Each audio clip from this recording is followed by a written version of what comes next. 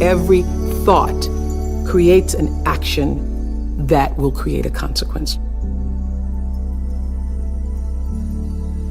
There are a lot of things that are beyond our control, but what you do have control over is how you react to whatever happens in your life.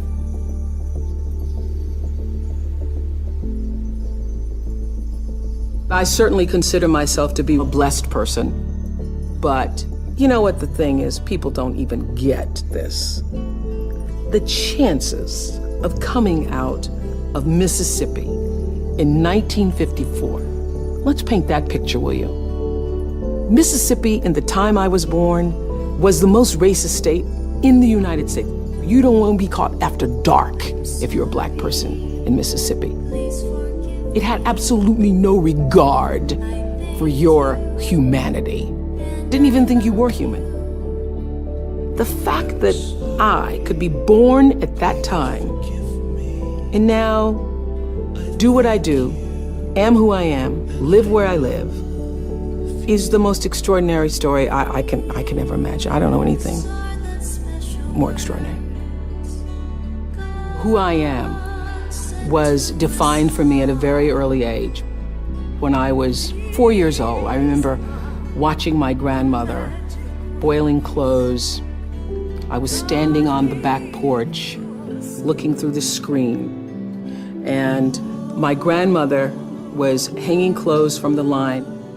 She had an apron around her waist, and inside the waist pocket were clothespins. We had no running water or electricity. So in order to wash your clothes, you had to wash them, and my grandmother did in a big boiling pot. She would boil them to boil the clothes clean. And as she would hang the clothes on the line and take the clothespins out of her pocket and then put a couple in her mouth, she turned to me and said, "Oprah Gail," talking through the clothespins in her mouth. "Oprah Gail," my middle name, "you better watch me now, 'cause one day you're gonna have to learn how to do this for yourself."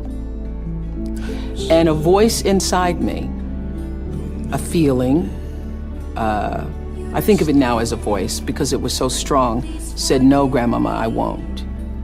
And I felt in that moment watching her that this will not be my life.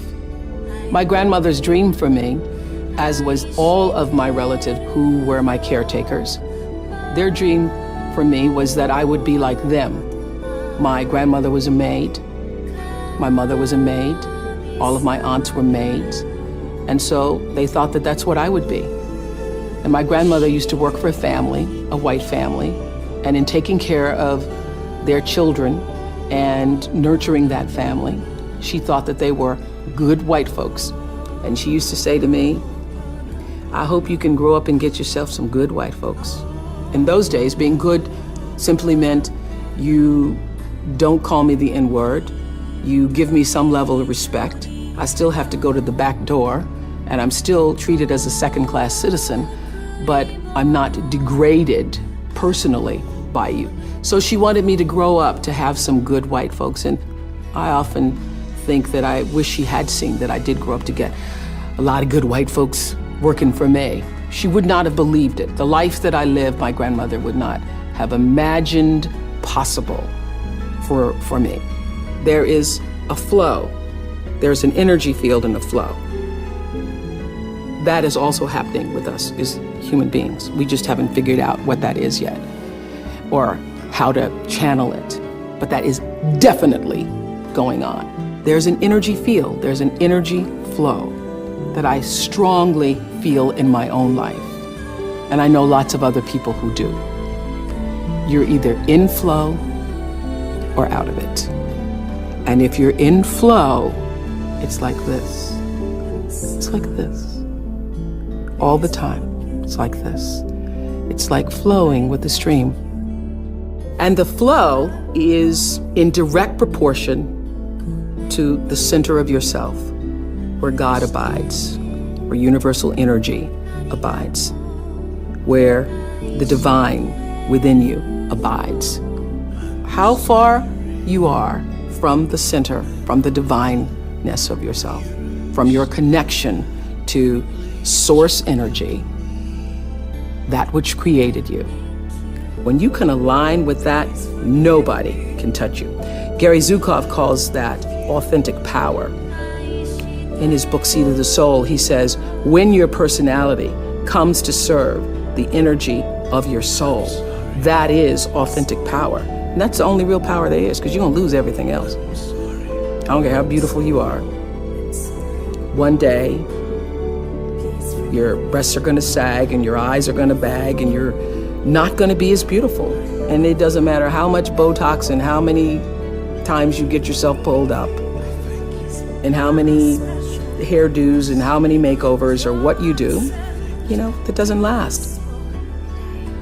It's just like the most beautiful flowering tree. Everything passes in its time. It doesn't matter how much money you have, how much power you have. All of that changes.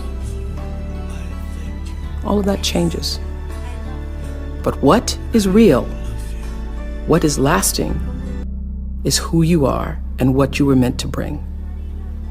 What is the gift you were meant to give? And nobody can take that away from you.